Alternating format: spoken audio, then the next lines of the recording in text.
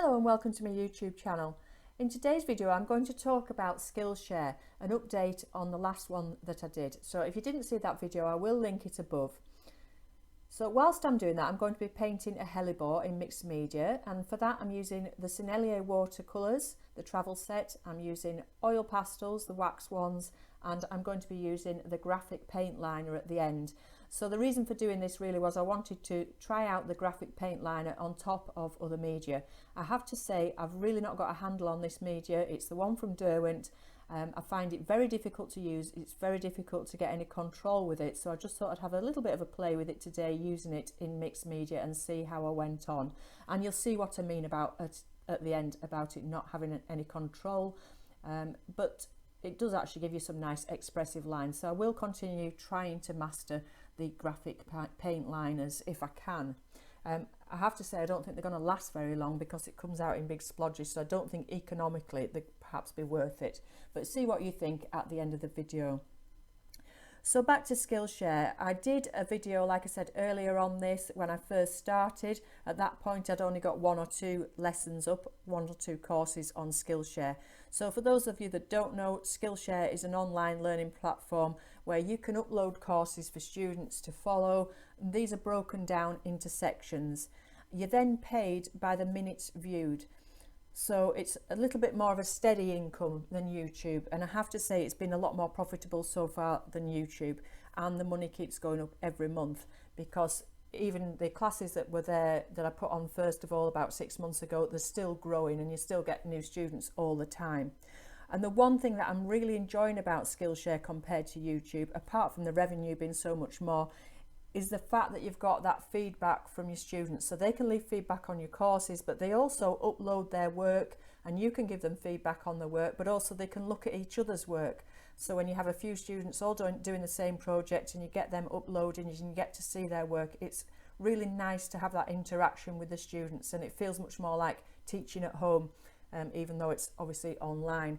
And another reason for doing this video today was I thought that some of you might want to start teaching from home in the current circumstances when we're being asked to work from home, and you might not be able to run your own workshops and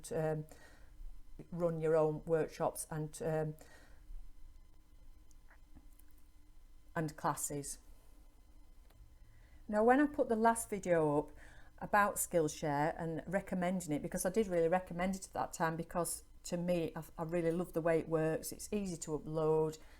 It's nice that you break all the things down into little easy to manage classes. But somebody did mention in the comments below that other teachers had problems with Skillshare, with them removing the courses when they didn't meet their strict guidelines. So I did read the guidelines, and I did think I would just upload once a month maybe, so that I wasn't putting all my eggs in one basket in case I did get these strikes and things went wrong. So that's why I've only got 6 up there so far, apart from the fact that they do take some time to record and edit, etc. So this week, the one that I uploaded on Monday, I got an email to say that they'd suspended that one because that I'd been in breach of the community guidelines, and they did point out where I'd gone wrong, and I'll show you here what it was. I'd actually put my website details on each of the cards at the beginning of each little class, and you're not supposed to use self-promotion. Now, had I reread the guidelines, obviously it's 6 months since I read them, I would have seen that and remembered, but I just I was still in YouTube mode and thinking about having my website address on everything and promotion, and I hadn't realised, and I shouldn't have had that there. So they were very helpful and friendly.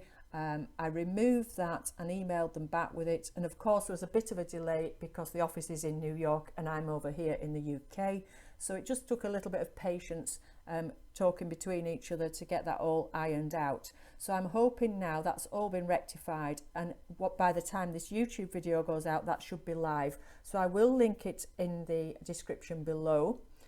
If you click on that and it isn't live, if you could let me know please, because it's difficult for me to do that from my own computer because it's cached in my computer and I'm looking at it as from a teacher's point of view. So if you click on that link and it isn't live, I'd be really interested to know that.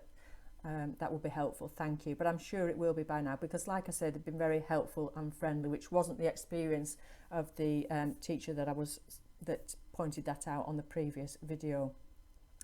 So I'm hoping that that's a one-off, and really it was my fault. I should have read the guidelines more. Having said that, the guidelines are a bit woolly in places because it talks about the quality of the teaching, the quality of the lighting, and all that kind of thing, the video editing, etc.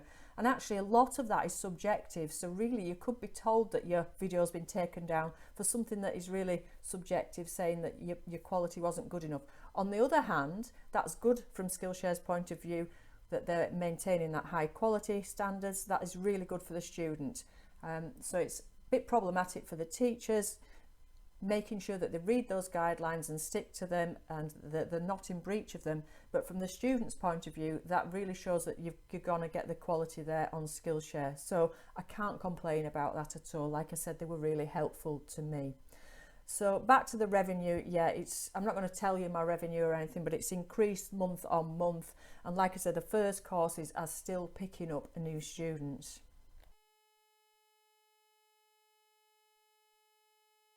So from a student's point of view, the way it works is you pay a monthly subscription and you can get to see any course. So it might not be my courses, it might be a course in car mechanics, it might be a course in computing, all sorts of absolutely everything. You pay that monthly subscription and then you have access to every single course on Skillshare.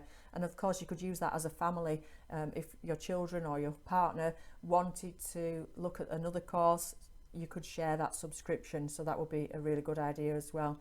So it's nice that you've got all that access. You're not just paying for one course and then if you don't enjoy it, you feel like you've wasted that money.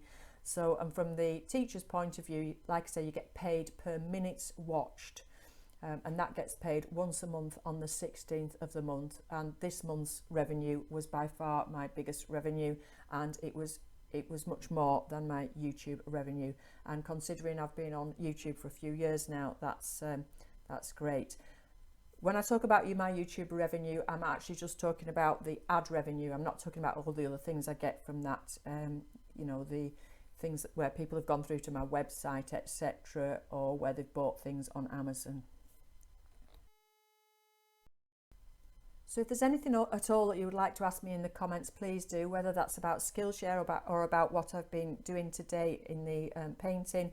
So the main thing with this little painting is that you let the first layer of watercolours completely dry before you put those second layers on. Yeah, just having a little bit of fun with the mixed media really, and not taking it all too seriously. Just a nice little frilly hellebore there, bit of an imaginary hellebore because I've got lots of different colours in the garden, so I just went with some nice bright colours. So I hope you've enjoyed that, and I'll be back again with you next week with another tutorial or demonstration. Thanks for watching, and bye bye for now.